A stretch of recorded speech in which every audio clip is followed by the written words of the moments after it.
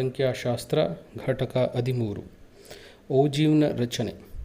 ಪರೀಕ್ಷಾ ದೃಷ್ಟಿಯಿಂದ ಕೇಳಬಹುದಾದ ಅತಿ ಸಂಭವನೀಯ ಪ್ರಶ್ನೆಗಳಲ್ಲಿ ಒಂದಾದ ಓಜೀವ್ನ ರಚನೆಯ ಬಗ್ಗೆ ಈ ವಿಡಿಯೋನಲ್ಲಿ ನಾವು ತಿಳಿದುಕೊಳ್ಳಲಿದ್ದೇವೆ. ಈ ವಿಡಿಯೋನಲ್ಲಿನ ಮುಖ್ಯಾಂಶಗಳು ಈ ರೀತಿಯಾಗಿದೆ. ಪುಸ್ತಕದಲ್ಲಿನ ಒಂದು ಉದಾಹರಣೆ ಸಮಸ್ಯೆಯನ್ನು ಆಯ್ಕೆ ಮಾಡಿಕೊಂಡು ಅದಕ್ಕೆ ಅಧಿಕ ಮತ್ತು ಕಡಿಮೆ ವಿಧಾನದ ಓಜೀವ್ ರಚನೆ ಮಾಡಲಾಗಿದೆ. ಕಳೆದ ಸಾಲಿನ 2019ರ ಏಪ್ರಿಲ್ ಹಾಗೂ ಜೂನ್ ತಿಂಗಳಲ್ಲಿ ಕೇಳಲಾದ ಪ್ರಶ್ನೆ ಪತ್ರಿಕೆಯಲ್ಲಿನ ಓಜೀವ್ಗೆ ಸಂಬಂಧಿಸಿದ ಪ್ರಶ್ನೆಗೆ ಉತ್ತರವನ್ನು ಚರ್ಚಿಸಲಾಗಿದೆ. ಓಜೀವ್ಗೆ ಸಂಬಂಧಿಸಿದಂತೆ 4 ಅಥವಾ 5 ಅಂಕದ ಪ್ರಶ್ನೆ ಕೇಳಿದರೆ ಅದಕ್ಕೆ ಮಾದರಿ ಪ್ರಶ್ನೆ ಹಾಗೂ ಉತ್ತರವನ್ನು ಇಲ್ಲಿ ನೀಡಲಾಗಿದೆ. ಹಾಗೂ ಅಭ್ಯಾಸಕ್ಕಾಗಿ ಕೆಲವು ಪ್ರಶ್ನೆಗಳನ್ನು ಈ ವಿಡಿಯೋನ ಅಂತ್ಯದಲ್ಲಿ ನೀಡಲಾಗಿದೆ. ಈಗ ನಾವು ಒಂದು ಉದಾಹರಣೆ ಪ್ರಶ್ನೆಯನ್ನು ತೆಗೆದುಕೊಂಡು ಓಜೀವ್ನ ರಚನೆಯ ಬಗ್ಗೆ ತಿಳಿದುಕೊಳ್ಳೋಣ. ಈ ಕೆಳಗೆ ನೀಡಲಾಗಿರುವ ಆವೃತ್ತಿ ವಿತರಣೆಯನ್ನು ಕಡಿಮೆ ಇರುವ ವಿಧಾನದ ಸಂಚಿತ ಆವೃತ್ತಿಗೆ ಬದಲಾಯಿಸಿ ಅದರ ಓಜೀವ್ ರಚನೆ ಮಾಡಬೇಕಾಗಿದೆ. ಈ ಉದಾಹರಣೆಯಲ್ಲಿ ದೈನಂದಿನ ಆದಾಯ ಹಾಗೂ ಕೆಲಸಗಾರರ ಸಂಖ್ಯೆ ಎನ್ನುವಂತಹ 2 ಕಾಲಂಗಳನ್ನು ನೀಡಲಾಗಿದ್ದು, ದೈನಂದಿನ ಗರಿಷ್ಠ ಆದಾಯ 350 ಹಾಗೂ ಕನಿಷ್ಠ ಆದಾಯ 100 ಇರುವಂತಹ ಕೆಲಸಗಾರರ ಸಂಖ್ಯೆಗಳ ದತ್ತಾಂಶವನ್ನು ಇಲ್ಲಿ ವರ್ಗಾಂತರ ವಿತರಣಾ ಪಟ್ಟಿಯಲ್ಲಿ ನೀಡಲಾಗಿದೆ. ಈ ವರ್ಗಾಂತರ ವಿತರಣಾ ಪಟ್ಟಿಯ ಗಾತ್ರ 50 ಇರುವಂತೆ ಇದನ್ನು 100ರಿಂದ 150, 150ರಿಂದ 200, 200ರಿಂದ 250 ಈ ರೀತಿಯಾಗಿ ಗುಂಪನ್ನು ಮಾಡಿ ಅದರ ಅನುಕ್ರಮ ಆವೃತ್ತಿಗಳನ್ನು ಇಲ್ಲಿ ಪಟ್ಟಿ ಮಾಡಲಾಗಿದೆ. ಈ ವರ್ಗಾಂತರ ವಿತರಣಾ ಪಟ್ಟಿಯಲ್ಲಿ ನಾವು ಗಮನಿಸಬೇಕಾದ ಪ್ರಮುಖ ಅಂಶವೇನೆಂದರೆ, ಮೊದಲನೇ ಗುಂಪಾದ 100ರಿಂದ 150ರಲ್ಲಿ 100ನ್ನು ಕೆಳಮಿತಿ ಹಾಗೂ 150ನ್ನು ಮೇಲ್ಮಿತಿ ಎಂದು ಪರಿಗಣಿಸುತ್ತೇವೆ. ಮುಂದಿನ ಹಂತದಲ್ಲಿ ಕಡಿಮೆ ವಿಧಾನ ಎನ್ನುವ ಕಾಲಮನ್ನು ಬರೆದುಕೊಂಡು ಇಲ್ಲಿ ಮೇಲ್ಮಿತಿಗಳನ್ನು ಬಳಸಿಕೊಳ್ಳುತ್ತೇವೆ. ಮೇಲ್ಮಿತಿಗಳಲ್ಲಿ ಮೊದಲನೆಯದು 150ಕ್ಕಿಂತ ಕಡಿಮೆ, 200ಕ್ಕಿಂತ ಕಡಿಮೆ, 250ಕ್ಕಿಂತ ಕಡಿಮೆ. ಈ ರೀತಿಯಾಗಿ ಕಡಿಮೆ ವಿಧಾನದ ಸಂಚಿತ ಆವೃತ್ತಿಗೆ ಬದಲಾಯಿಸಲು 3ನೇ ಕಾಲಂನಲ್ಲಿ ನಾವು ಮೇಲ್ಮಿತಿಗಳನ್ನು ಬರೆದುಕೊಳ್ಳುತ್ತೇವೆ.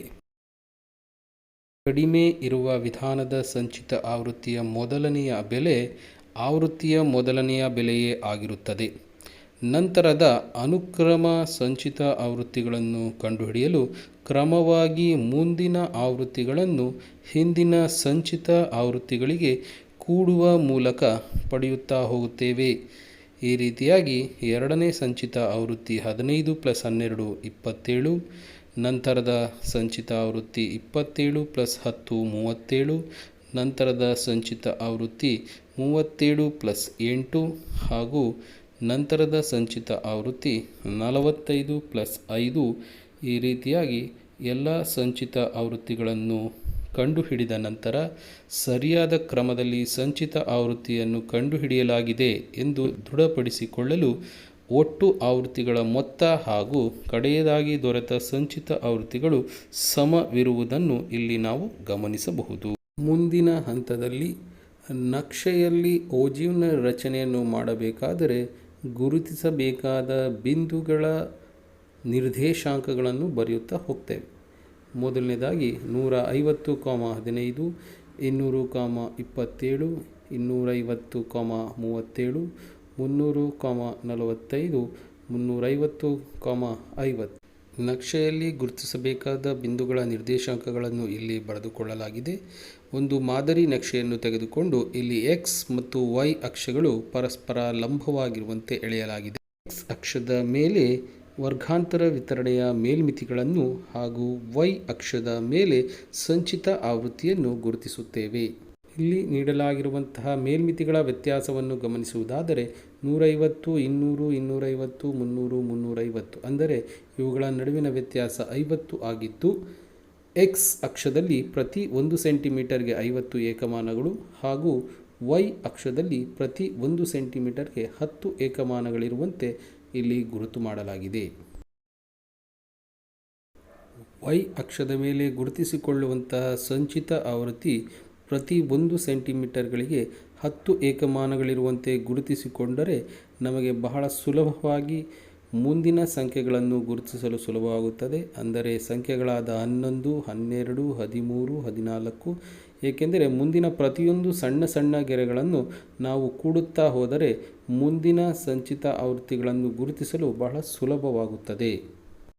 ಎಕ್ಸ್ ಅಕ್ಷದ ಮೇಲಿನ ಪ್ರತಿ 1 ಸೆಂಟಿಮೀಟರ್ಗಳಿಗೆ ಈ ಲೆಕ್ಕಕ್ಕೆ ಅನ್ವಯಿಸುವಂತೆ 50 ಏಕಮಾನಗಳಿರುತ್ತದೆ. ಆದರೆ ಎಲ್ಲ ಲೆಕ್ಕಗಳಲ್ಲೂ ಇದೇ ರೀತಿ 1 ಸೆಂಟಿಮೀಟರ್ = 50 ಏಕಮಾನಗಳು ಇರುವ ಸಾಧ್ಯತೆ ಕಡಿಮೆ. ಅಲ್ಲಿರುವಂಥ ಮೇಲ್ಮಿತಿ ಹಾಗೂ ಮೇಲ್ಮಿತಿಗಳ ನಡುವಿನ ವ್ಯತ್ಯಾಸಕ್ಕೆ ಅನುಗುಣವಾಗಿ ನೀವು ಪ್ರತಿ 1 ಸೆಂಟಿಮೀಟರ್ಗೆ ಎಷ್ಟು ಏಕಮಾನಗಳಿರಬೇಕು ಎಂದು ನಿರ್ಧರಿಸಿಕೊಳ್ಳಬೇಕಾಗುತ್ತದೆ. ಬಿಂದುಗಳ ನಿರ್ದೇಶಾಂಕಗಳನ್ನು ಈಗ ನಕ್ಷೆಯ ಮೇಲೆ ಗುರುತಿಸುತ್ತಾ ಹೋಗೋಣ. ಮೊದಲನೆಯ ನಿರ್ದೇಶಾಂಕ 150,15. ಎಕ್ಸ್ ಅಕ್ಷದ ಮೇಲೆ 150ರಿಂದ ಮೇಲ್ಭಾಗಕ್ಕೆ 1 ಸೆಂಟಿಮೀಟರ್ ಎಂದರೆ 10 ಏಕಮಾನ, ಅಲ್ಲಿಂದ ಮುಂದಕ್ಕೆ 5 ಸಣ್ಣ ಗೆರೆಗಳು, ಒಟ್ಟಾರೆಯಾಗಿ 150,15 ಬಿಂದುವನ್ನು ಗುರುತಿಸುವುದು. 200,27 ಗುರುತಿಸಲು 200ರಿಂದ ಮೇಲ್ಭಾಗಕ್ಕೆ 2 ಸೆಂಟಿಮೀಟರ್ ಅಂದರೆ 20 ಏಕಮಾನ, ನಂತರ 7 ಸಣ್ಣ ಗೆರೆಗಳು. ಹೀಗೆ 250,37 ಗುರುತಿಸುವುದು.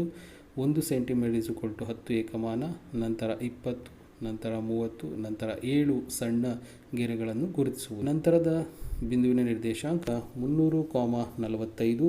ಪ್ರತಿ 1 ಸೆಂಟಿಮೀಟರ್ಗೆ 10 ಏಕಮಾನಗಳಂತೆ 4 ಸೆಂಟಿಮೀಟರ್ಗಳನ್ನು ಮೇಲ್ಭಾಗಕ್ಕೆ ಚಲಿಸುವುದು. 40, ನಂತರ 5 ಸಣ್ಣ ಗೆರೆಗಳು ಇಲ್ಲಿ ಬಿಂದುವನ್ನು ಗುರುತಿಸುವುದು. ಕಡೆಯ ಬಿಂದುವಿನ ನಿರ್ದೇಶಾಂಕ 350,50. 350ರ ಮೇಲ್ಭಾಗಕ್ಕೆ ಪ್ರತಿ 1 ಸೆಂಟಿಮೀಟರ್ = 10 ಏಕಮಾನಗಳಂತೆ 5 ಸೆಂಟಿಮೀಟರ್ಗಳಷ್ಟು ಚಲಿಸುವುದು. ಇಲ್ಲಿ ಬಿಂದುವನ್ನು ಗುರುತಿಸಿ 350,50 ಎಂದು ಗುರುತಿಸುವುದು. ಈ ರೀತಿಯಾಗಿ ಗುರುತಿಸಲಾದಂಥ ಎಲ್ಲ ಬಿಂದುಗಳನ್ನು ನಯವಾಗಿ ಸ್ಕೇಲ್ನ ಸಹಾಯವಿಲ್ಲದೆ ಪೆನ್ಸಿಲ್ನನ್ನು ಬಳಸಿ ಎಲ್ಲ ಬಿಂದುಗಳನ್ನು ಸೇರಿಸುವ ಮೂಲಕ ನೀಡಲಾದಂತಹ ವರ್ಗಾಂತರದ ವಿತರಣಾ ಪಟ್ಟಿಯನ್ನು ಕಡಿಮೆ ವಿಧಾನದ ಸಂಚಿತ ಆವೃತ್ತಿಗೆ ಬದಲಾಯಿಸಿ ಓಜಿವ್ನ ರಚನೆಯನ್ನು ಮಾಡಲಾಗಿದೆ. ಈಗ ಅಧಿಕ ವಿಧಾನದ ಸಂಚಿತ ಆವೃತ್ತಿಗೆ ಬದಲಾಯಿಸುವ ಮೂಲಕ ಓಜಿವ್ನ ರಚನೆಯ ಬಗ್ಗೆ ತಿಳಿದುಕೊಳ್ಳೋಣ. ಕಳೆದ ಲೆಕ್ಕದಲ್ಲಿ ಬಳಸಲಾದಂತಹ ವರ್ಗಾಂತರ ವಿತರಣಾ ಪಟ್ಟಿಯನ್ನೇ ಈ ಲೆಕ್ಕದಲ್ಲಿಯೂ ಕೂಡ ಬಳಸಲಾಗಿದೆ. 3ನೇ ಕಾಲಂನಲ್ಲಿ ಅಧಿಕ ವಿಧಾನ ಎನ್ನುವುದನ್ನು ಬರೆದುಕೊಳ್ಳುತ್ತೇವೆ. ಈ ಕಾಲಂನಲ್ಲಿ ನಾವು ವರ್ಗಾಂತರ ವಿತರಣಾ ಪಟ್ಟಿಯ ಕೆಳ ಮಿತಿಗಳನ್ನು ಬಳಸುತ್ತೇವೆ. ಮೊದಲನೆಯ ಕೆಳಮಿತಿ 100, 100ಕ್ಕಿಂತ ಹೆಚ್ಚು, 150ಕ್ಕಿಂತ ಹೆಚ್ಚು, 200ಕ್ಕಿಂತ ಹೆಚ್ಚು, 250ಕ್ಕಿಂತ ಹೆಚ್ಚು, 300ಕ್ಕಿಂತ ಹೆಚ್ಚು ಎಂದು ಬರೆದುಕೊಳ್ಳುತ್ತೇವೆ. ಮತ್ತೊಮ್ಮೆ ಗಮನಿಸಿ, ಅಧಿಕ ವಿಧಾನ ಎನ್ನುವುದರಲ್ಲಿ ಕೆಳ ಮಿತಿಗಳನ್ನು ಬಳಸುತ್ತೇವೆ, ಕಡಿಮೆ ವಿಧಾನ ಎನ್ನುವುದರಲ್ಲಿ ಮೇಲ್ಮಿತಿಗಳನ್ನು ಬಳಸುತ್ತೇವೆ. ಇದು ಬಹಳ ಮುಖ್ಯವಾದಂಥ ಒಂದು ಅಂಶ. ಮುಂದುವರಿದು ನಂತರದ ಕಾಲಂ ಸಂಚಿತ ಆವೃತ್ತಿಯದ್ದಾಗಿದ್ದು, ಅಧಿಕ ವಿಧಾನದ ಸಂಚಿತ ಆವೃತ್ತಿಯಲ್ಲಿ ಮೊದಲನೆಯ ಸಂಖ್ಯೆ ಕೆಲಸಗಾರರ ಸಂಖ್ಯೆ ಎಂದರೆ ಆವೃತ್ತಿಯ ಒಟ್ಟು ಮೊತ್ತವನ್ನು ಬರೆಯುತ್ತೇವೆ. ಅಂದರೆ ಮೊದಲನೆಯ ಸಂಚಿತ ಆವೃತ್ತಿ 50. ನಂತರದ ಸಂಚಿತ ಆವೃತ್ತಿಗಳನ್ನು ಕಂಡುಹಿಡಿಯಲು ಅನುಕ್ರಮ ಆವೃತ್ತಿಗಳನ್ನು ಕಳೆಯುತ್ತಾ ಹೋಗುತ್ತೇವೆ. ಅಂದರೆ 50 - 15, 35 - 12, 23 - 10, 13 - 8. ಈ ರೀತಿಯಾಗಿ ಕಡೆಯದಾಗಿ ದೊರೆತ ಸಂಚಿತ ಆವೃತ್ತಿಯ ಕಡೆ ಗಮನ ಕೊಡಿ. ನೀವು ಲೆಕ್ಕಾಚಾರ ಸರಿಯಾಗಿ ಮಾಡಿದ್ದೇ ಆದಲ್ಲಿ ಆವೃತ್ತಿಯ ಕಡೆಯ ಸಂಖ್ಯೆ ಹಾಗೂ ಸಂಚಿತ ಆವೃತ್ತಿಯ ಕಡೆಯ ಸಂಖ್ಯೆಗಳೆರಡೂ ಕೂಡ ಸಮವಿರುವುದನ್ನು ಇಲ್ಲಿ ಗಮನಿಸಬಹುದು. ನಕ್ಷೆಯ ಮೇಲೆ ಗುರುತಿಸಬೇಕಾದ ಬಿಂದುಗಳ ನಿರ್ದೇಶಾಂಕಗಳನ್ನು ಬರೆದುಕೊಳ್ಳುವುದು. ಮೊದಲನೆಯ ಬಿಂದುವಿನ ನಿರ್ದೇಶಾಂಕ 100,50, ಎರಡನೆಯದು 150,35, 200,23, 250,13, 300,5. ಕಂಡುಹಿಡಿಯಲಾದಂತಹ ಬಿಂದುಗಳ ನಿರ್ದೇಶಾಂಕಗಳನ್ನು ನಕ್ಷೆಯ ಮೇಲೆ ಗುರುತಿಸುತ್ತಾ ಹೋಗೋಣ.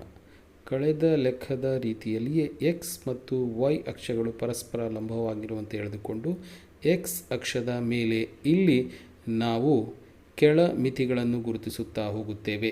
ಕೆಳ ಮಿತಿಗಳ ವ್ಯತ್ಯಾಸ 50 ಇರುವ ಕಾರಣ ಇಲ್ಲಿಯೂ ಸಹ ಎಕ್ಸ್ ಅಕ್ಷದಲ್ಲಿ 1 ಸೆಂಟಿಮೀಟರ್ = 50 ಏಕಮಾನಗಳಿರುವಂತೆ ಗುರುತಿಸುತ್ತಾ ಹೋಗ್ತೇವೆ. ಅಕ್ಷದ ಮೇಲೆ ಮೊದಲನೇ 1 ಸೆಂಟಿಮೀಟರ್ಗೆ 100, ನಂತರ 150, 200, 250, 300 ಈ ರೀತಿಯಾಗಿ ಪ್ರತಿ 1 ಸೆಂಟಿಮೀಟರ್ಗಳಿಗೆ 50 ಏಕಮಾನಗಳಂತೆ ವರ್ಗಾಂತರದ ಕೆಳಮಿತಿಗಳನ್ನು ಗುರುತಿಸಲಾಗಿದೆ.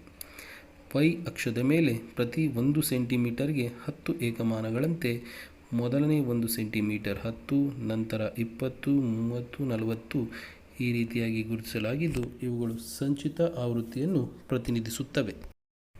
ಈಗ ಬಿಂದುಗಳ ನಿರ್ದೇಶಾಂಕಗಳನ್ನು ಗುರುತಿಸುತ್ತಾ ಹೋಗೋಣ. ಮೊದಲನೆಯ ಬಿಂದುವಿನ ನಿರ್ದೇಶಾಂಕ 100, 50. 100ರಿಂದ ಪ್ರಾರಂಭಿಸಿ 50 ಏಕಮಾನಗಳನ್ನು ಗುರುತಿಸಬೇಕಾಗಿರುವ ಕಾರಣ ಪ್ರತಿ 1 ಸೆಂಟಿಮೀಟರ್ಗೆ ಮೇಲ್ಭಾಗಕ್ಕೆ ಚಲಿಸುತ್ತಾ 5 ಸೆಂಟಿಮೀಟರ್ ಚಲಿಸಿದಾಗ 50ನೇ ಏಕಮಾನ ದೊರೆಯುತ್ತದೆ ಬಿಂದುವನ್ನು ಗುರುತಿಸುವುದು. ನಂತರ 150, 35 3 ಸೆಂಟಿಮೀಟರ್ಗಳು ಎಂದರೆ 30 ಏಕಮಾನ, ನಂತರ 5 ಸಣ್ಣ ಗೆರೆಗಳು. 200, 23 ಗುರುತಿಸಲು 200ರಿಂದ ಮೇಲ್ಭಾಗಕ್ಕೆ 2 ಸೆಂಟಿಮೀಟರ್ಗಳು ಚಲಿಸಿದಾಗ 20 ಏಕಮಾನ, ನಂತರ 3 ಸಣ್ಣ ಗೆರೆಗಳು. ಇಲ್ಲಿ ಬಿಂದುವನ್ನು ಗುರುತಿಸಿ ನಿರ್ದೇಶಾಂಕವನ್ನು ಬರೆಯುವುದು. ನಂತರದ ನಿರ್ದೇಶಾಂಕ 250, 13 ಗುರುತಿಸಿ ನಿರ್ದೇಶಾಂಕವನ್ನು ಬರೆಯುವುದು. ಕಡೆಯದಾದ ಬಿಂದುವಿನ ನಿರ್ದೇಶಾಂಕ 300, 5 ಮೇಲ್ಭಾಗಕ್ಕೆ 5 ಸಣ್ಣ ಗೆರೆಗಳಷ್ಟು ದೂರ ಚಲಿಸುವುದು. ಈ ರೀತಿಯಾಗಿ ಗುರುತಿಸಲಾದ ಎಲ್ಲ ಬಿಂದುಗಳ ನಿರ್ದೇಶಾಂಕವನ್ನು ನಯವಾಗಿ ಪೆನ್ಸಿಲ್ನ ಸಹಾಯದಿಂದ ಸೇರಿಸುತ್ತಾ ಹೋಗುವ ಮೂಲಕ ನೀಡಲಾದ ವರ್ಗಾಂತರ ವಿತರಣಾ ಪಟ್ಟಿಯನ್ನು ಅಧಿಕ ವಿಧಾನದ ಸಂಚಿತ ಆವೃತ್ತಿಗೆ ಬದಲಾಯಿಸುವ ಮೂಲಕ ಓಜಿವ್ನ ರಚನೆಯನ್ನು ಮಾಡಲಾಗಿದೆ.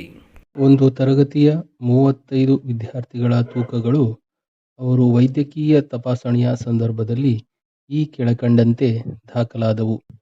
ಈ ದತ್ತಾಂಶಗಳಿಗೆ ಕಡಿಮೆ ವಿಧಾನದ ಓಜಿವನ್ನು ರಚಿಸಿ.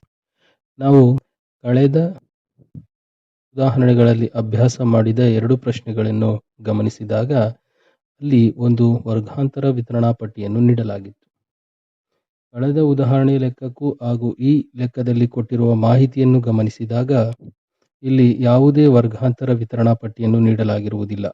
ಬದಲಾಗಿ ಆ ವರ್ಗಾಂತರ ವಿತರಣಾ ಪಟ್ಟಿಯನ್ನು ಕಡಿಮೆ ವಿಧಾನದ ಸಂಚಿತ ಆವೃತ್ತಿಯಾಗಿ ಅವರೇ ಬದಲಿಸಿ ನೀಡಿರುತ್ತಾರೆ.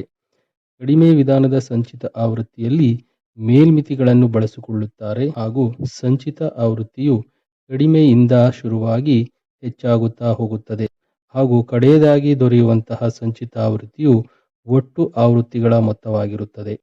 ಹೀಗಾಗಿ ಈ ಲೆಕ್ಕದಲ್ಲಿ ನಾವು ಕಳೆದ ಉದಾಹರಣೆಯ ಲೆಕ್ಕದಲ್ಲಿ ಮಾಡಿದಂತೆ ಯಾವುದೇ ರೀತಿಯ ಹೆಚ್ಚುವರಿ ಲೆಕ್ಕಾಚಾರವನ್ನು ಮಾಡುವಂತಿಲ್ಲ. ಬದಲಾಗಿ ಇಲ್ಲಿ ಕೊಟ್ಟಿರುವ ಮಾಹಿತಿಗಳಿಗಷ್ಟೇ ನಾವು ನಕ್ಷೆಯನ್ನು ರಚಿಸಬಹುದು. ಇದಕ್ಕಾಗಿ ನಾವು ನಕ್ಷೆಯಲ್ಲಿ ಗುರುತಿಸಬೇಕಾದ ಬಿಂದುಗಳನ್ನು ಬರೆದುಕೊಳ್ಳೋಣ. ಮೊದಲನೇ ಬಿಂದುವಿನ ನಿರ್ದೇಶಾಂಕ 38, 0. ಎರಡನೇ ಬಿಂದುವಿನ ನಿರ್ದೇಶಾಂಕ 40, 3. ಮೂರನೇ ಬಿಂದುವಿನ ನಿರ್ದೇಶಾಂಕ 42, 5. ನಾಲ್ಕನೇ ಬಿಂದುವಿನ ನಿರ್ದೇಶಾಂಕ 44, 9. ಈ ರೀತಿಯಾಗಿ ಮುಂದುವರಿಯುತ್ತಾ ಹೋಗುತ್ತದೆ. ಈ ಬಿಂದುಗಳ ನಿರ್ದೇಶಾಂಕಗಳನ್ನು ನಾವು ನಕ್ಷೆಯಲ್ಲಿ ಗುರುತಿಸಬೇಕಾಗಿದೆ. ಗುರುತಿಸಬೇಕಾದ ಬಿಂದುಗಳ ನಿರ್ದೇಶಾಂಕಗಳನ್ನು ಈಗ ಗಮನಿಸೋಣ. ಈ ಬಿಂದುಗಳನ್ನು ನಕ್ಷೆಯಲ್ಲಿ ಗುರುತಿಸಬೇಕಾದರೆ ಒಂದು ಮಾದರಿ ನಕ್ಷೆಯನ್ನು ತೆಗೆದುಕೊಂಡು ಈ ನಕ್ಷೆಯಲ್ಲಿ ನಾವು 2 ಅಕ್ಷಗಳನ್ನು ಪ್ರತಿನಿಧಿಸುವಂತೆ 2 ಸರಳ ರೇಖೆಗಳನ್ನು ಎಳೆದುಕೊಳ್ಳುತ್ತೇವೆ. ಈ ಅಕ್ಷವೇನಿದೆ ಇದನ್ನು X ಅಕ್ಷ ಎಂದು ಹಾಗೂ ಲಂಬವಾಗಿರುವ ಅಕ್ಷವನ್ನು Y ಅಕ್ಷ ಎಂದು ಗುರುತಿಸುತ್ತೇವೆ. X ಅಕ್ಷದ ಮೇಲೆ ನಾವು ಮೇಲ್ಮಿತಿಗಳಾದ 38, 40, 42, 44, 46 ಇವುಗಳನ್ನು ಗುರುತಿಸುತ್ತೇವೆ. Y ಅಕ್ಷದ ಮೇಲೆ ಪ್ರತಿ 1 ಏಕಮಾನಗಳಲ್ಲಿ ನಾವು ಸಂಚಿತ ಆವೃತ್ತಿಗಳನ್ನು ಗುರುತಿಸಬೇಕಾಗಿದೆ. ಇದಕ್ಕಾಗಿ ನಾವು X ಅಕ್ಷದ ಪ್ರತಿ 1 ಸೆಂಟಿಮೀಟರ್ ಅನ್ನು 2 ಏಕಮಾನಗಳು ಎಂದು ಪರಿಗಣಿಸುತ್ತೇವೆ, ಏಕೆಂದರೆ ಇಲ್ಲಿರುವ ಮೇಲ್ಮಿತಿಗಳ ವ್ಯತ್ಯಾಸ 2. 1 ಸೆಂಟಿಮೀಟರ್ = 2 ಏಕಮಾನಗಳು ಎಂದರೆ ಒಂದು ಭಾಗದ ಬೆಲೆ 0.2. ಇದರರ್ಥ 38 ಆದ ನಂತರ 39 ದೊರೆಯುತ್ತದೆ, 38 ಆದ ನಂತರ 40 ದೊರೆಯುತ್ತದೆ. ಈ 38ರಿಂದ 40ರ ನಡುವೆ 10 ಭಾಗಗಳಿದ್ದು ಪ್ರತಿ ಒಂದು ಭಾಗಗಳನ್ನು ನಾವು 0.2 ಎಂದು ಓದಬೇಕು. ಎಂದರೆ 38.2, 38.4, 38.6, 38.8 ಈ ರೀತಿಯಾಗಿ ಮುಂದುವರಿಯುತ್ತಾ ಹೋಗುತ್ತದೆ. ಮುಂದಿನ ಏಕಮಾನಗಳನ್ನು ಗಮನಿಸುವುದಾದರೆ 42, 44, 46, 48, 50, ನಂತರ 52 ಇವುಗಳನ್ನು ನಾವು ವರ್ಗಾಂತರದ ಮೇಲ್ಮಿತಿಗಳು ಅಂತ ಕರಿತೀವಿ. ನಂತರ y ಅಕ್ಷದ ಮೇಲೆ ಗುರುತಿಸಬೇಕಾದ ಬಿಂದುಗಳ ನಿರ್ದೇಶಾಂಕ 1 ಸೆಂಟಿಮೀಟರ್ಗೆ 10 ಏಕಮಾನಗಳಂತೆ. ಇಲ್ಲಿ 1 ಸೆಂಟಿಮೀಟರ್ 10 ಏಕಮಾನಗಳು ಎಂದರೆ ಪ್ರತಿ ಒಂದು ಭಾಗದ ಬೆಲೆ 1 ಎಂದೇ ಅರ್ಥ. ಇದರರ್ಥ 10 ರಿಂದ 20 ನಡುವೆ ಇರುವ ಪ್ರತಿ ಒಂದು ಭಾಗಗಳನ್ನು 1 ಎಂದು ಪರಿಗಣಿಸುವುದು.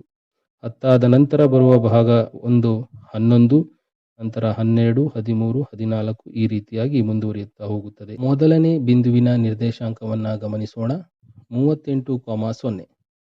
38 ಮೇಲ್ಮಿತಿಯಾಗಿದ್ದು x ಅಕ್ಷದ ಮೇಲೆ ದೊರೆಯುತ್ತದೆ. 0 y ಅಕ್ಷದ ಮೇಲಿರುವ ಬೆಲೆಯಾಗಿದೆ. 38ರಿಂದ ಮೇಲ್ಭಾಗಕ್ಕೆ 0 ಆಗಿರುವ ಕಾರಣ ನಾವು ಚಲಿಸಿದ ಅಲ್ಲೇ ಬಿಂದುವನ್ನು ಗುರುತಿಸ್ತೇವೆ. ಎರಡನೇ ಬಿಂದುವಿನ ನಿರ್ದೇಶಾಂಕ 40,3.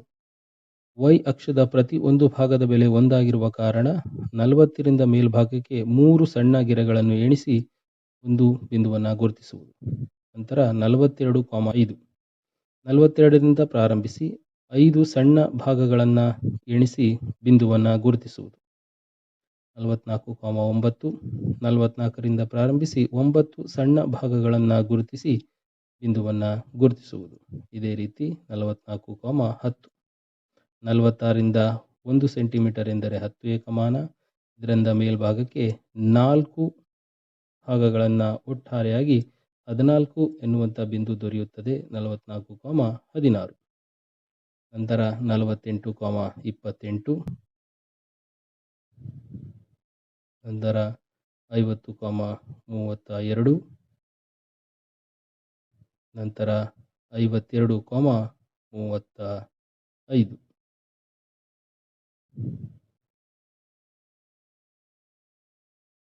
ಈ ಎಲ್ಲ ಬಿಂದುಗಳನ್ನು ಪೆನ್ಸಿಲ್ನ ಸಹಾಯದಿಂದ ನಯವಾಗಿ ಸೇರಿಸುವ ಮೂಲಕ ನಾವು ಈ ಒಂದು ವಕ್ರ ರೇಖೆಯನ್ನು ಪಡೆಯುತ್ತೇವೆ. ಇದನ್ನೇ ನಾವು ಕಡಿಮೆ ವಿಧಾನದ ಓಜೀವ್ನ ರಚನೆ. ಈ ಓಜೀವ್ನ ರಚನೆ ಇಲ್ಲಿವರೆಗೂ ನಾವು ಬಿಡಿಸಿದಂತಹ ಪ್ರಶ್ನೆ ಏನಿದೆ ಇದು 3 ಅಂಕಕ್ಕೆ ಕೇಳಬಹುದಾದಂಥ ಒಂದು ಪ್ರಶ್ನೆಯಾಗಿದೆ. ಇದರಲ್ಲೇ ಮುಂದುವರಿದು ಪ್ರಶ್ನೆ ಕೇಳುವುದಾದರೆ 4 ಅಂಕಕ್ಕೆ ಪ್ರಶ್ನೆ ಕೇಳಿದರೆ ಯಾವ ರೀತಿ ಪ್ರಶ್ನೆ ಕೇಳಬಹುದು? ಈ ರೀತಿ ಒಂದು ಮಾಹಿತಿಯ ಮೊದಲನೇದಾಗಿ n ನ ಬೆಲೆ ಎಂದರೆ ಒಟ್ಟು ಆವೃತ್ತಿಗಳ ಮೊತ್ತದ ಅರ್ಧದಷ್ಟು ಕಂಡುಹಿಡಿಯಬೇಕು ಎಂದರೆ 17.5. ಈ 17.5 ಎನ್ನುವಂಥ ಬೆಲೆ y ಅಕ್ಷದ ಮೇಲೆ ಗುರುತಿಸುವುದು. ಈ 17.5 ಎನ್ನುವುದು 20 ಮತ್ತು 10ರ ನಡುವೆ ಬರುತ್ತದೆ. 10 ಆದ ನಂತರ ಬರುವಂತಹ ಬೆಲೆ 15, 16, 17, 17 ಆದಮೇಲೆ 18 ಬರುತ್ತೆ. ಆದರೆ 17.5 ಇಲ್ಲದೆ ಇರೋದ್ರಿಂದ ನಾವಿಲ್ಲಿ 18ಅನ್ನೇ ಗುರುತಿಸುತ್ತೇವೆ. ಇಲ್ಲಿಂದ ಒಂದು ಲಂಬ ರೇಖೆಯನ್ನು ಈ ವಕ್ರರೇಖೆಯವರೆಗೆ ಎಳೆಯಬೇಕು. ಆ ಲಂಬರೇಖೆ ನೇರವಾಗಿದ್ದು ವಕ್ರರೇಖೆಯವರೆಗೆ ಎಳೆಯಬೇಕು. ಅಲ್ಲಿ ಸಂಧಿಸಿದ ಬಿಂದುವಿನಿಂದ ಮತ್ತೊಂದು ಲಂಬವನ್ನು x ಅಕ್ಷಕ್ಕೆ ಎಳಿಬೇಕು. ಈ x ಅಕ್ಷದ ಮೇಲೆ ಯಾವ ಬಿಂದುವಿನಲ್ಲಿ ಈ ಲಂಬರೇಖೆಯು ಸಂಧಿಸುತ್ತದೆಯೋ ಆ ಬಿಂದುವಿನಲ್ಲಿ ನಾವು ಮಧ್ಯಾಂಕದ ಬೆಲೆಯನ್ನು ಕಂಡುಹಿಡಿತೇವೆ. ಈ ಜಾಗದಲ್ಲಿ ನಾವು ಗಮನಿಸಿದಾಗ 46 ಆದ ನಂತರ ನಮಗೆ 4 ಭಾಗಗಳನ್ನು ಇಲ್ಲಿ ಗಮನಿಸಬಹುದು. 46 ಪ್ಲಸ್ x ಅಕ್ಷದ ಮೇಲೆ ಪ್ರತಿ ಒಂದು ಭಾಗವನ್ನು 0.2 ಎಂದು ಪರಿಗಣಿಸುವುದರಿಂದ ಇಲ್ಲಿ ಒಟ್ಟು 4 ಭಾಗಗಳಾಗಿದೆ. ಹಾಗಾಗಿ 0.2 ಇಂಟು 4 ಅಂದರೆ 0.8. ಒಟ್ಟಾರೆಯಾಗಿ ಈ ಮಧ್ಯಾಂಕ 46.8 ಎಂದು ದೊರೆಯುತ್ತದೆ. ಇದು ಹೆಚ್ಚುವರಿಯಾಗಿ 1 ಅಂಕಕ್ಕೆ ಈ ಒಂದು ಓಜೀವ್ನ ರಚನೆಯಲ್ಲಿ ಕೇಳಬಹುದಾದಂಥ ಒಂದು ಪ್ರಶ್ನೆಯಾಗಿದ್ದು 4 ಅಂಕಕ್ಕೆ ಈ ಪ್ರಶ್ನೆಯನ್ನು ಕೇಳಿದ ಸನ್ನಿವೇಶದಲ್ಲಿ ನೀವು ಈ ರೀತಿಯಾಗಿ ಬರೆಯಬೇಕಾಗುತ್ತದೆ.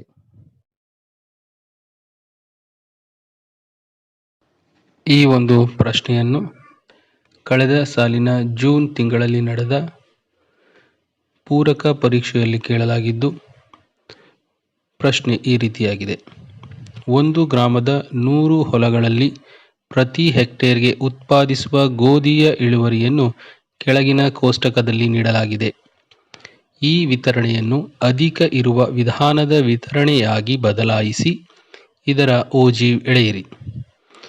ನೀಡಿರುವಂತಹ ಮಾಹಿತಿ ಈ ರೀತಿಯಾಗಿದೆ. ಈ ಮಾಹಿತಿಯು ನೀವು ಕಳೆದ ಉದಾಹರಣೆಯಲ್ಲಿ ಗಮನಿಸಿದ ಮಾಹಿತಿ ಈ ರೀತಿಯಲ್ಲಿಯೇ ಇದೆ. ಇಲ್ಲಿರುವಂತಹ ಒಂದು ವ್ಯತ್ಯಾಸವೇನೆಂದರೆ ಕಳೆದ ಉದಾಹರಣೆಯಲ್ಲಿ ಕಡಿಮೆ ಇರುವ ವಿಧಾನದ ಓಜೀವ್ ರಚನೆ ಮಾಡಿ ಎನ್ನುವ ಲೆಕ್ಕವನ್ನು ನೀಡಲಾಗಿತ್ತು ಮತ್ತು ಅಲ್ಲಿ ಯಾವುದೇ ವರ್ಗಾಂತರ ವಿತರಣಾ ಪಟ್ಟಿಯನ್ನು ನೀಡಲಾಗಿರಲಿಲ್ಲ. ಇಲ್ಲಿಯೂ ಸಹ ಅಧಿಕ ಇರುವ ವಿಧಾನದ ವಿತರಣೆಯಾಗಿ ಬದಲಾಯಿಸಿ ಎನ್ನುವ ಮಾಹಿತಿಯನ್ನು ಕೊಡಲಾಗಿದೆ.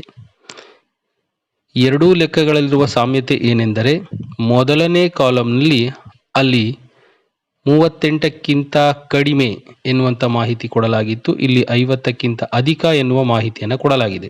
ಅಂದರೆ ಕಳೆದ ಉದಾಹರಣೆಯು ಕಡಿಮೆ ಇರುವ ವಿಧಾನದ ಓಜೀವ್ ಆಗಿತ್ತು, ಇದು ಅಧಿಕ ಇರುವ ಓಜೀವ್ ಆಗಿದೆ. ಕಳೆದ ಲೆಕ್ಕದಲ್ಲಿ ನಾವು ಯಾವುದೇ ಹೆಚ್ಚುವರಿ ಲೆಕ್ಕವನ್ನು ಮಾಡುವ ಅಗತ್ಯವಿರಲಿಲ್ಲ. ಆದರೆ ಅಧಿಕ ಇರುವ ಓಜೀವ್ ವಿತರಣೆಯಾಗಿ ಬದಲಾಯಿಸಿ ಎನ್ನುವ ಮಾಹಿತಿ ಕೊಟ್ಟಿರುವುದರಿಂದ ಮತ್ತು ಅಧಿಕ ಇರುವ ಓಜೀವ್ನಲ್ಲಿ ಸಂಚಿತ ಆವೃತ್ತಿಯ ಮೊದಲನೆಯ ಬೆಲೆ ದೊಡ್ಡ ಸಂಖ್ಯೆ ಆಗಿದ್ದು ಕ್ರಮೇಣ ಚಿಕ್ಕದಾಗುತ್ತಾ ಹೋಗುತ್ತದೆ. ಆದರೆ ಇಲ್ಲಿ ನೀಡಿರುವ ಮಾಹಿತಿ ಆ ರೀತಿಯಾಗಿಲ್ಲ. ಹಾಗಾಗಿ ನಾವು ಮತ್ತೊಂದು ಕಾಲಮನ್ನು ಬರ್ಕೋಬೇಕು, ಅದೇ ಸಂಚಿತ ಆವೃತ್ತಿ. ಹಾಗಾದರೆ ನೀಡಿರುವ ಈ ಮಾಹಿತಿಗಳು ಏನು ಎಂದರೆ ಅದು ವರ್ಗಾಂತರ ವಿತರಣಾ ಪಟ್ಟಿಯಲ್ಲಿನ ಆವೃತ್ತಿ.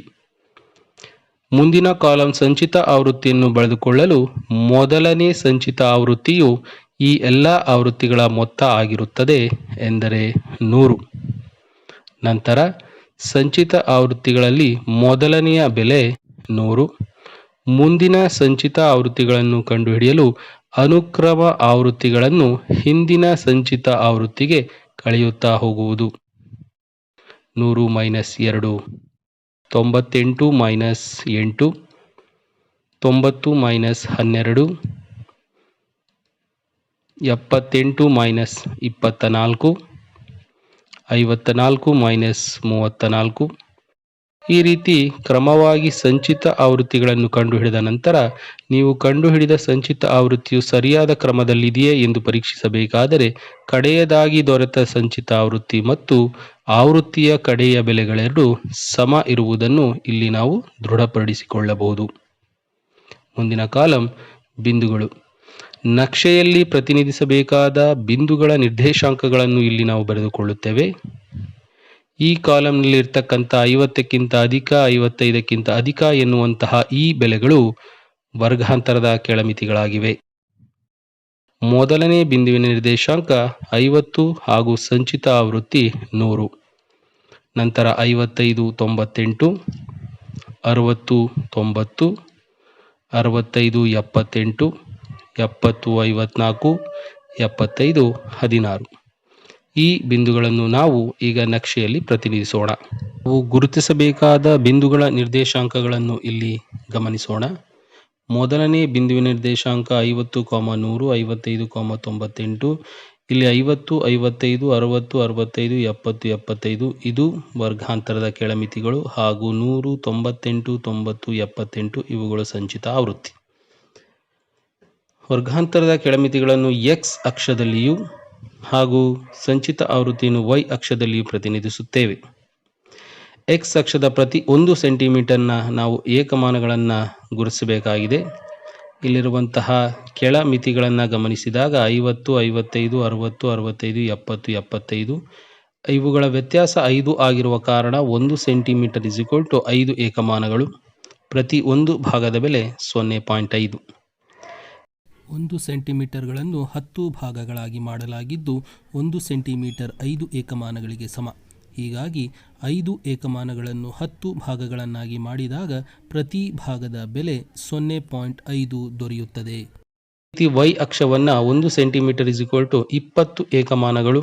ಹೀಗಾಗಿ 1/2 ಹೇಗೆಂದರೆ 20 10ರಿಂದ ಭಾಗಿಸುವುದು. ಮೊದಲನೇ ಬಿಂದು 50, ನಂತರ ಬರುವಂಥ ಪ್ರತಿ ಒಂದು ಭಾಗಗಳು 0.5 ಆಗಿರುವ ಕಾರಣ 5ರ ನಂತರ ಬರುವಂತಹ ಭಾಗವನ್ನು 50.5 ಎಂದು ಓದುವುದು. ನಂತರ 51, 51.5. ಮೊದಲನೇ ಬಿಂದುವಿನ ನಿರ್ದೇಶಾಂಕ 50,100 ಈಗ ನಾವು ನಕ್ಷೆಯಲ್ಲಿ ಪ್ರತಿನಿಧಿಸೋಣ. 50ರಿಂದ ಪ್ರಾರಂಭಿಸಿ 1 ಸೆಂಟಿಮೀಟರ್ ಎಂದರೆ 20 ಏಕಮಾನಗಳಾಗಿರುವ ಕಾರಣ ಇಲ್ಲಿಂದ ನಾವು ಒಟ್ಟು 100 ತಲುಪಲು 5 ಸೆಂಟಿಮೀಟರ್ಗಳಷ್ಟು ಚಲಿಸಬೇಕು. ಇಲ್ಲಿಂದ ಮುಂದಕ್ಕೆ ಮತ್ತೆ 20, ಒಟ್ಟು 40, ನಂತರ 60, ನಂತರ 80, ನಂತರ 100. ಇಲ್ಲಿ ಬಿಂದುವನ್ನು ಗುರುತಿಸುವುದು. ನಂತರ ಬಿಂದುವಿನ ನಿರ್ದೇಶಾಂಕ 55,98. ಒಟ್ಟಾರೆಯಾಗಿ ನಾವು 80 ತಲುಪಲು 4 ಸೆಂಟಿಮೀಟರ್ಗಳನ್ನು ಬಳಸುತ್ತೇವೆ. ಇಲ್ಲಿಗೆ ತಲುಪಿದಾಗ 80 ಆಯಿತು. 98ರಲ್ಲಿ ಉಳಿದಿದ್ದು 18. y ಅಕ್ಷದಲ್ಲಿ ಪ್ರತಿ ಒಂದು ಭಾಗದ ಬೆಲೆ 2 ಆಗಿರುವ ಕಾರಣ 9 ಭಾಗಗಳಿಂದ ನಮಗೆ ಉಳಿದ 18 ಏಕಮಾನಗಳು ದೊರೆಯುತ್ತದೆ. 9 ಭಾಗಗಳಲ್ಲಿ ನಾವು ಗುರುತಿಸಿದಾಗ ನಮಗೆ 18 ದೊರೆಯುತ್ತದೆ. ನಂತರ ಬಿಂದುವಿನ ನಿರ್ದೇಶಾಂಕ 60,90. ನಾವು ಇಲ್ಲಿ 80ರ ಗುರುತಿಸಿದ ನಂತರ ಮುಂದಿನ 5 ಭಾಗಗಳನ್ನು ಗುರುತಿಸಿದಾಗ ನಮಗೆ ಮುಂದಿನ 10 ಭಾಗಗಳು ದೊರೆಯುತ್ತದೆ. ನಂತರ ಬಿಂದುವಿನ ನಿರ್ದೇಶಾಂಕ 65,78. ನಾವು ಮೊದಲು 60ನ್ನು ಗುರುತಿಸಿಕೊಳ್ಳುವುದು, ನಂತರ 9 ಗೆರೆಗಳನ್ನು ಎಣಿಸಿದಾಗ ಮುಂದಿನ 18 ಭಾಗಗಳು ನಮಗೆ ಸಿಗುತ್ತದೆ. ನಂತರ 70,54. ಮೊದಲನೇದಾಗಿ ನಾವು 40ನ್ನು ತಲುಪಿದ್ದೇವೆ. ಇಲ್ಲಿಂದ ಮೇಲ್ಭಾಗಕ್ಕೆ ನಾವು 7 ಗೆರೆಗಳನ್ನು ಎಣಿಸಬೇಕು. 7 ಗೆರೆಗಳನ್ನು ಎಣಿಸಿದಾಗ ನಮಗೆ ಉಳಿದ 14 ಬೆಲೆಗಳು ಸಿಗುತ್ತೆ. 75,16. ಇಲ್ಲಿಂದ 8 ಗೆರೆಗಳನ್ನು ನಾವು ಗುರುತಿಸಬೇಕು. 75,16. ಈ ಎಲ್ಲ ಬಿಂದುಗಳನ್ನು ನಯವಾಗಿ ಪೆನ್ಸಿಲ್ನ ಸಹಾಯದಿಂದ ಸೇರಿಸುವುದು. ಇಲ್ಲಿಯವರೆಗೆ ನಾವು ಬಿಡಿಸಿದಂತಹ ಓಜಿವ್ ವಿಧಾನ ಏನಿದೆ ಇದು ಅಧಿಕ ವಿಧಾನದ ಓಜಿವ್. ಹೆಚ್ಚಿನ ಬೆಲೆಯಿಂದ ಪ್ರಾರಂಭವಾಗಿ ಬಿಂದುಗಳು ಕೆಳಗೆ ಬರುತ್ತಾ ಇದೆ.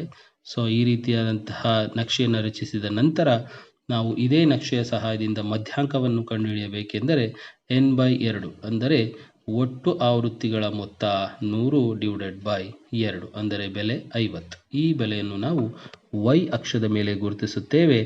50 40 ಮತ್ತು 60ರ ನಡುವೆ ಬರುತ್ತದೆ ಎಂದರೆ ಈ ಭಾಗದಲ್ಲಿ ಬರುತ್ತದೆ. ಇಲ್ಲಿಂದ ವಕ್ರರೇಖೆಯವರೆಗೆ ಒಂದು ಲಂಬ ರೇಖೆಯನ್ನು ಎಳೆಯುವುದು. ವಕ್ರರೇಖೆಯನ್ನು ಸಂಧಿಸಿದ ಬಿಂದುವಿನಿಂದ x ಅಕ್ಷದ ಕಡೆಗೆ ಮತ್ತೊಂದು ಲಂಬವನ್ನು ಎಳೆಯುವುದು. ಈ ಬಿಂದುವು 70 ಆದ ನಂತರ ಒಂದು ಭಾಗವನ್ನು ಸಂಧಿಸ್ತಾ ಇದೆ. ಹಾಗಾಗಿ ಮಧ್ಯಾಂಕದ ಬೆಲೆ 70 ಪ್ಲಸ್ ಒಂದು ಭಾಗ. x ಅಕ್ಷದ ಮೇಲೆ ಒಂದು ಭಾಗ ಎಂದರೆ 0.5. ಹಾಗಾಗಿ 70 ಪ್ಲಸ್ 0.5 ಎಂದರೆ 70.5. ಇದು ಈ ಒಂದು ಓಜಿವ್ನ ಮಧ್ಯಾಂಕ. ಇದು ನಕ್ಷೆಯನ್ನು ಬಳಸಿಕೊಂಡು ಓಜಿವನ್ನು ಕಂಡುಹಿಡಿಯುವ. ಈಗ ಓಜಿವ್ಗೆ ಸಂಬಂಧಪಟ್ಟ ಮತ್ತೊಂದು ರೀತಿಯ ಉದಾಹರಣೆಯ ಲೆಕ್ಕವನ್ನು ಗಮನಿಸೋಣ. ಓಜಿವ್ಗೆ ಸಂಬಂಧಿಸಿದ ಹಾಗೆ 3 ಅಂಕದ ಪ್ರಶ್ನೆಗಳನ್ನು ಪರೀಕ್ಷೆಯಲ್ಲಿ ಕೇಳುವ ಸಂಭವನೀಯತೆ ಹೆಚ್ಚಿದೆ. 4 ಅಂಕಕ್ಕೆ ಕೇಳಬಹುದಾದ ಪ್ರಶ್ನೆಯ ವಿಧದ ಬಗ್ಗೆ ಕಳೆದ 2 ಉದಾಹರಣೆಗಳಲ್ಲಿ ಈಗಾಗಲೇ ನಾವು ತಿಳಿದುಕೊಂಡಿದ್ದೇವೆ. ಓಜಿವ್ಗೆ ಸಂಬಂಧಪಟ್ಟ ಹಾಗೆ 5 ಅಂಕದ ಪ್ರಶ್ನೆಯನ್ನು ಕೇಳಬಹುದಾದರೆ ಯಾವ ರೀತಿಯ ಪ್ರಶ್ನೆ ಕೇಳಬಹುದು ಎಂಬುದನ್ನು ಈಗ ನಾವು ನೋಡೋಣ. ಒಂದು ತರಗತಿಯ 35 ವಿದ್ಯಾರ್ಥಿಗಳ ತೂಕ ಅವರ ವೈದ್ಯಕೀಯ ತಪಾಸಣೆ ಸಂದರ್ಭದಲ್ಲಿ ಈ ಕೆಳಕಂಡಂತೆ ನೀಡಲಾಗಿದೆ. ಈ ದತ್ತಾಂಶಗಳಿಗೆ ಕಡಿಮೆ ವಿಧಾನ ಮತ್ತು ಅಧಿಕ ವಿಧಾನದ ವಿತರಣೆಗೆ ಬದಲಾಯಿಸಿ ಓಜಿವ್ ರಚಿಸಿ ಮತ್ತು ನಕ್ಷೆಯ ಸಹಾಯದಿಂದ ಮಧ್ಯಾಂಕ ಕಂಡುಹಿಡಿಯಿರಿ. ಈ ಲೆಕ್ಕದಲ್ಲಿ ಒಂದು ಮಾಹಿತಿಯನ್ನು ನೀಡಲಾಗಿದೆ. ಈ ಮಾಹಿತಿಯನ್ನು ಅಂದರೆ ವರ್ಗಾಂತರ ವಿತರಣಾ ಪಟ್ಟಿಯನ್ನು ಕಡಿಮೆ ವಿಧಾನ ಮತ್ತು ಅಧಿಕ ವಿಧಾನದ ವಿತರಣೆ ಇವೆರಡೂ ವಿಧಾನಗಳಿಗೆ ಬದಲಿಸಬೇಕಿದೆ. ಕಳೆದ ಉದಾಹರಣೆಗಳಲ್ಲಿ ಇಲ್ಲ ಕಡಿಮೆ ವಿಧಾನಕ್ಕೆ ಸಂಚಿತ ಆವೃತ್ತಿಯನ್ನು ಬದಲಿಸಿ ಓಜಿವ್ ರಚಿಸಿ ಅಥವಾ ಅಧಿಕ ವಿಧಾನಕ್ಕೆ ಸಂಚಿತ ಆವೃತ್ತಿ ಬದಲಿಸಿ ಓಜಿವನ್ನು ರಚಿಸಿ ಎನ್ನುವಂಥ ಲೆಕ್ಕಗಳನ್ನು ಕೇಳ್ತಾ ಇದ್ರು.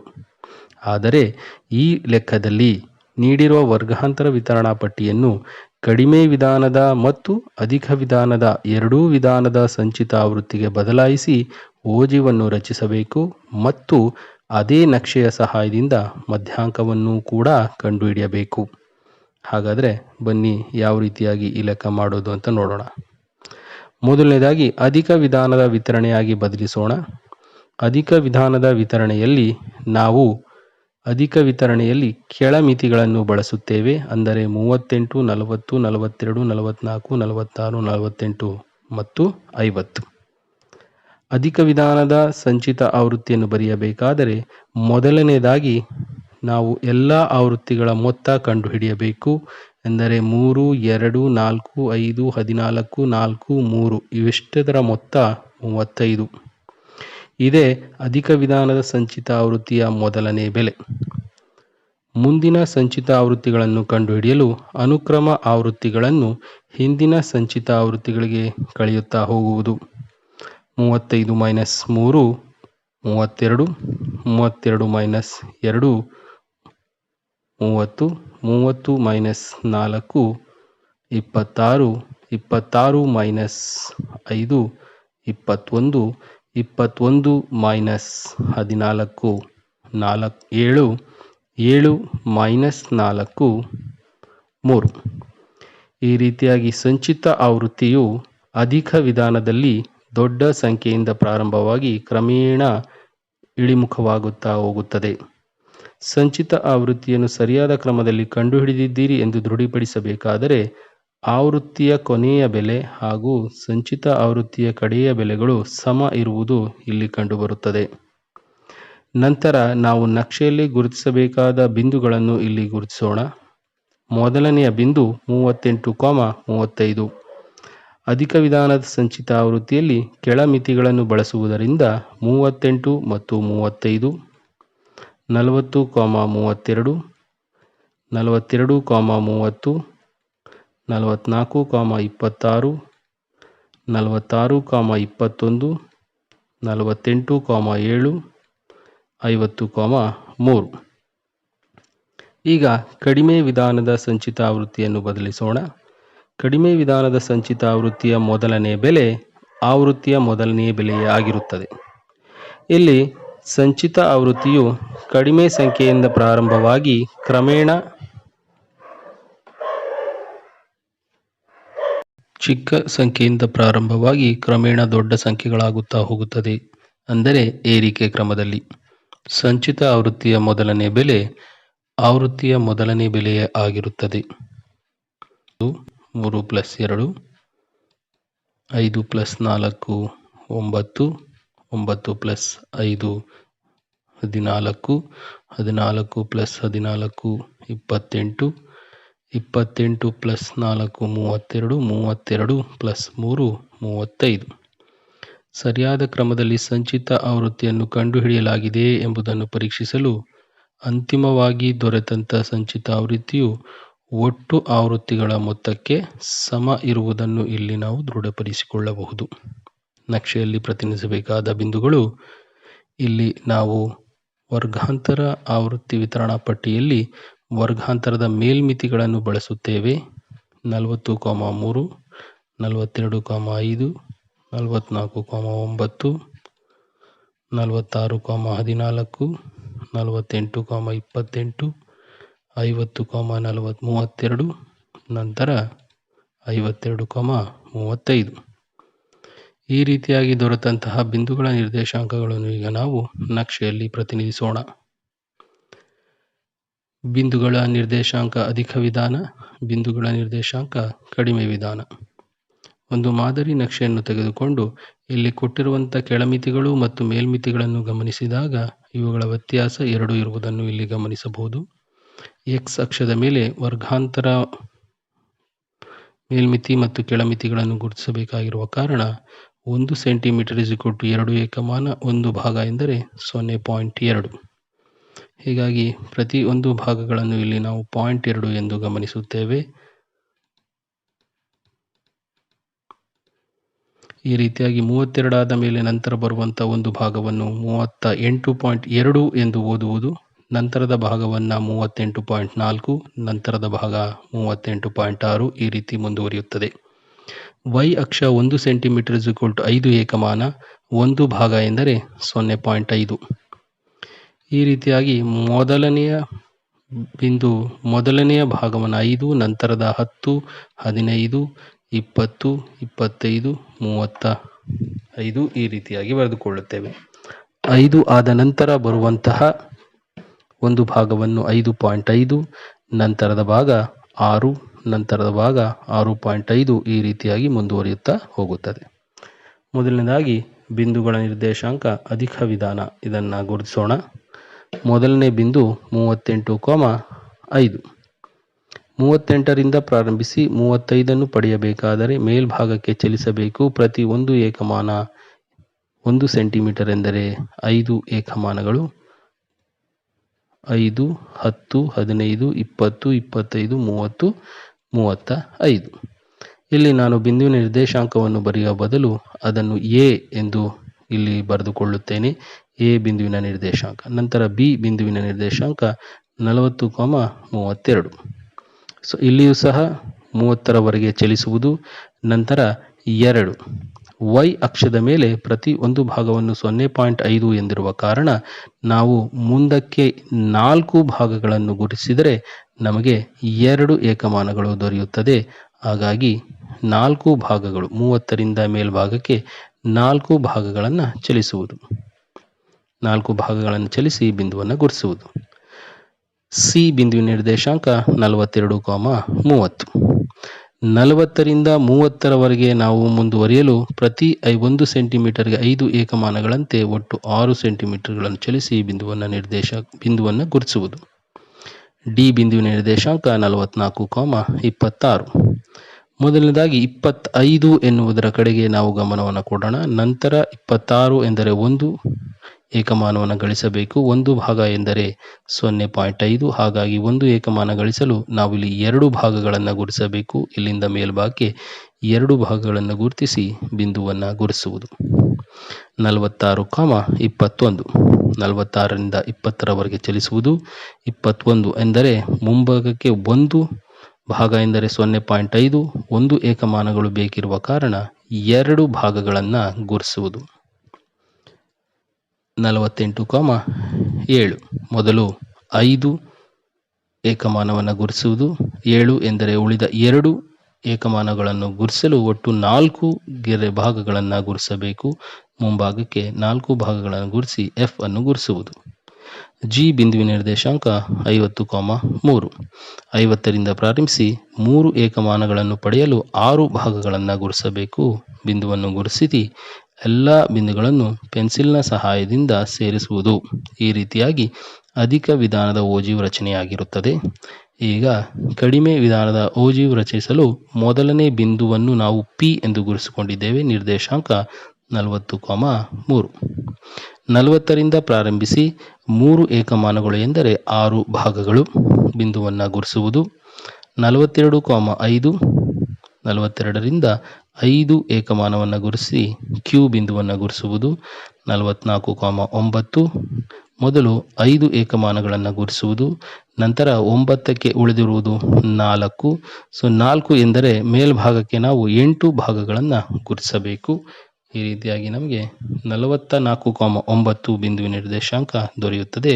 ಅದನ್ನು ಆರ್ ಎಂದು ಗುರುತಿಸುವುದು. ನಂತರ 46.14. ಮೊದಲನೇದಾಗಿ 10ನ್ನು ಗುರುತಿಸುವುದು. 14 ಎಂದರೆ ಉಳಿದ 4 ಭಾಗಗಳನ್ನು ಗುರುತಿಸಬೇಕಾದರೆ ಮೇಲ್ಭಾಗಕ್ಕೆ 8 ಭಾಗಗಳನ್ನು ಗುರುತಿಸುವುದು. 48.28. 48ರಿಂದ ಮೊದಲು 25ರವರೆಗೆ ಚಲಿಸುವುದು.